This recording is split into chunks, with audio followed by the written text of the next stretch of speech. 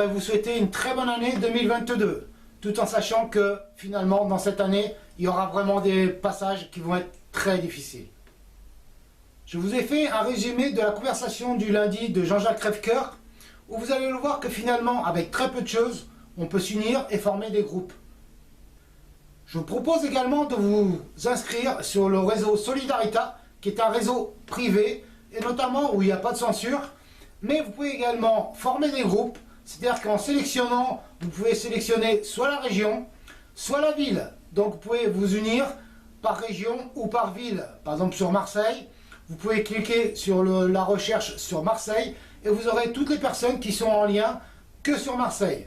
Donc avec cela, vous pourrez vous unir et former des groupes locaux. Pour cette première conversation du lundi, j'y vais très fort, et au niveau du contenu, et au niveau de la durée. C'est 1h20 d'enregistrement que j'ai fait, mais vraiment, le sujet que nous allons aborder aujourd'hui est absolument essentiel. Je vous montre comment la minuscule minorité de psychopathes milliardaires s'y est prise pour déstructurer tous les groupes de résistance qui font qu'aujourd'hui, nous sommes en train de subir ce que nous subissons. Alors, écoutez bien, prenez beaucoup de notes, parce que le thème développé aujourd'hui et la perspective que je vous offre va être absolument crucial pour bien démarrer cette année 2022.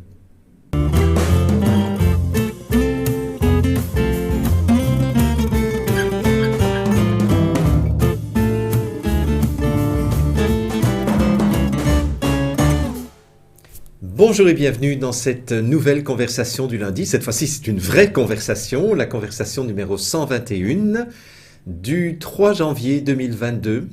Et oui, ça y est, nous voilà à l'aube d'une nouvelle année. Une année qui s'annonce, je ne sais pas comment, mais en tout cas, moi, je ne suis pas nécessairement très optimiste.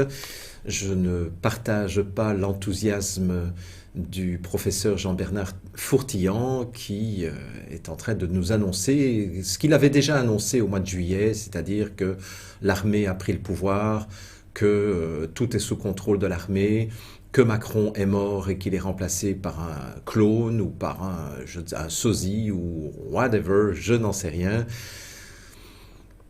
Tant mieux s'il y a des choses qui sont en train de bouger au niveau de la planète et au niveau des gens qui sont au pouvoir.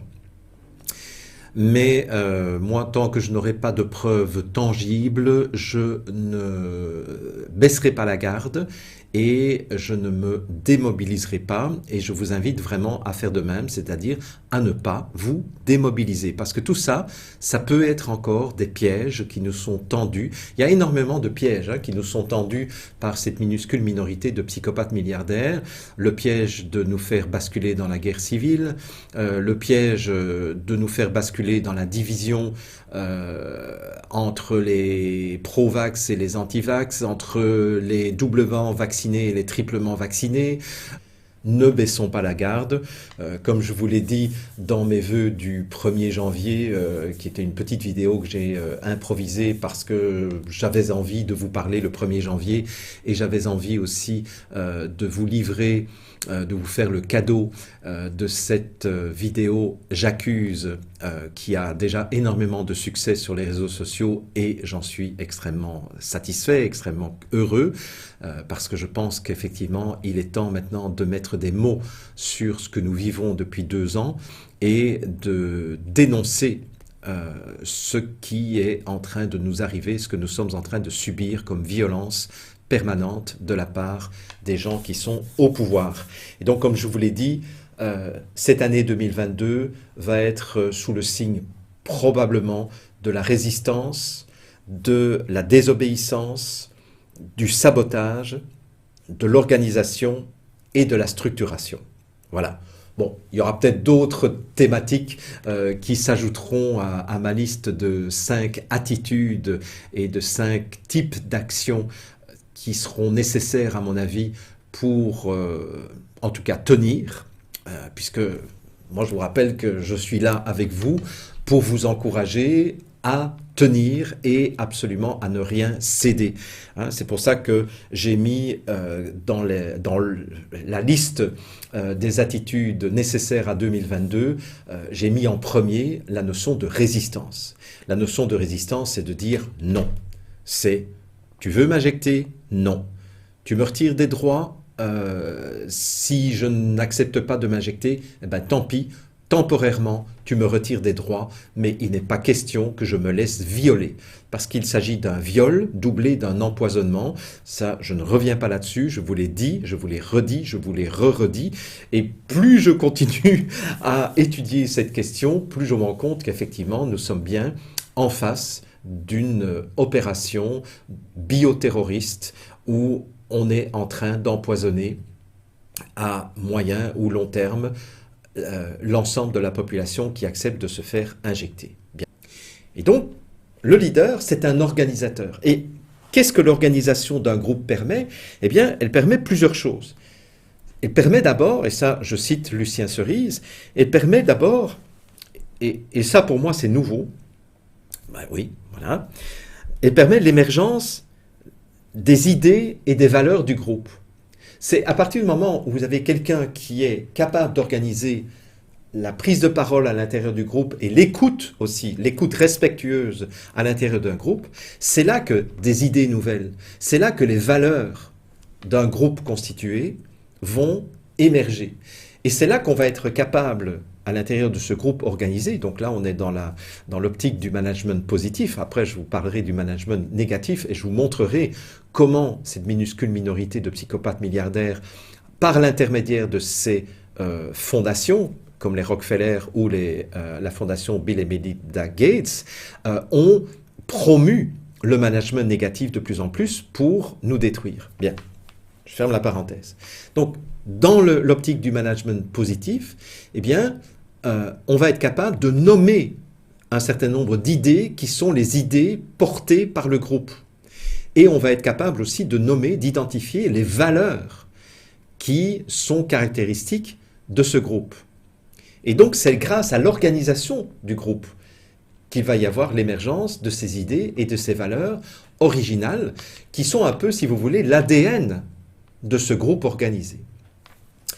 Deuxième chose que l'organisation d'un groupe va permettre, c'est que à partir du moment où il y a des idées et des valeurs qui sont identifiables et qui sont nommées, qui sont même mises par écrit à travers une charte des valeurs, par exemple, et une charte des objectifs de l'objet social du groupe, eh bien, ça va donner aux membres de ce groupe un sentiment d'appartenance. On va se sentir appartenir à un groupe. Or, je vous rappelle que dans la pyramide des besoins fondamentaux de Maslow, eh bien, c'est une pyramide en 5 étages. Vous avez les besoins physiologiques, les besoins de sécurité, et puis le troisième besoin dans l'ordre de priorité, c'est le besoin d'appartenance. C'est-à-dire, j'ai besoin de me reconnaître, de me refléter à travers d'autres membres du groupe qui partagent les mêmes valeurs. C'est la raison pour laquelle j'ai créé Solidarita il y a pratiquement 1 an maintenant. C'était le 8 février 2021 que nous avons lancé Solidarita. Et je peux vous dire que là, pour l'instant, nous sommes en train de passer à une version 2.0 de Solidarita qui sera mise en ligne d'ici probablement l'anniversaire de Solidarita et où je m'investirai beaucoup plus dans Solidarita cette année que je me le suis investi personnellement l'année dernière, parce que je pense que vraiment avec Solidarita nous allons avoir un outil très concret d'organisation et de structuration en réseau. Je vous disais lors du 1er janvier un réseau de communication clandestin. Effectivement, nous allons devoir avoir un réseau clandestin de communication entre nous si nous voulons être de plus en plus efficaces. Bien. Le top 3 de l'association Progrès du Management, où nous étions à peu près 400 experts, et après chacune de nos interventions dans un club d'experts, dans un club de dirigeants d'entreprise qui était une vingtaine, nous étions notés systématiquement et les notes remontaient au secrétariat national. Si nous avions 3 fois d'affilée des notes moyennes en dessous de 3 sur 5, nous étions virés. Et chaque année, il y avait à peu près un tiers des 400 experts qui étaient virés et qui étaient remplacés par d'autres. Donc un tiers de 400, ça fait, si je compte rapidement, ça fait 133. 135 experts étaient virés chaque année.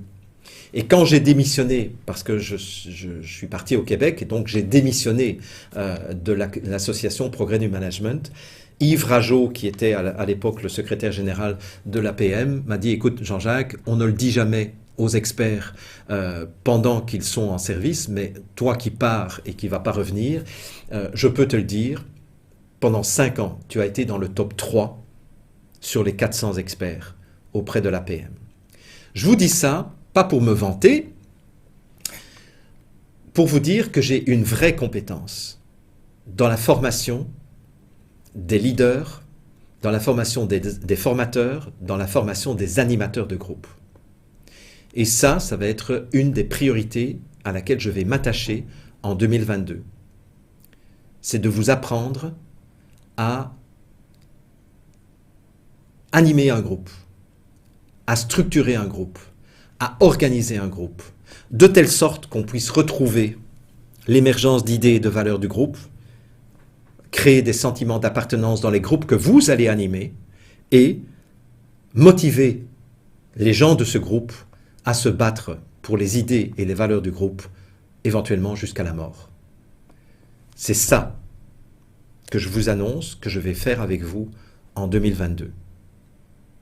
C'est mettre toutes mes compétences et tous les moyens dont je dispose pour que nous puissions restructurer ce qui a été déstructuré, revaloriser l'autorité du père positif et tuer l'archétype de la jeune fille qui est dans cette recherche d'immédiateté, de jouissance immédiate de me, myself and I. C'est ça que nous allons faire ensemble. Dites-moi dans les commentaires si ce programme vous intéresse. Et de toute façon, je vais bientôt vous envoyer un sondage auquel je vous demanderai de répondre pour voir comment nous allons concrètement organiser ces formations. Mais je vous jure que c'est vraiment à cela que je veux m'employer parce que pour moi, ce que j'ai lu dans le livre « Gouverné par le chaos », lorsque je suis arrivé à ce chapitre-là, j'ai tout compris. J'ai compris pourquoi nous n'avions pas été capables depuis 2 ans de faire reculer l'instauration de ce régime totalitaire. Mais maintenant, nous allons être capables de le faire reculer si nous sommes capables de nous organiser et de nous structurer en réseau. Voilà les amis, je pense que je suis très content en fait de cette conversation du lundi. J'espère qu'elle vous aura inspiré. Donc laissez-moi vos commentaires sous cette vidéo pour me dire comment résonne la perspective que je vous ai présentée, comment ça résonne par rapport à votre expérience aussi. Et puis on se retrouve jeudi pour l'info en question avec je ne sais pas encore quel invité. Et puis on se retrouve lundi prochain pour continuer ensemble cette belle aventure de réappropriation de notre souveraineté individuelle et notre souveraineté de groupe. À bientôt. Alors, vous pouvez retrouver tous les liens sous la vidéo, bien évidemment, si vous voulez aller vous inscrire sur la chaîne privée de Jean-Jacques Crèvecoeur, mais également sur Solidarita. Je vous dis à très bientôt.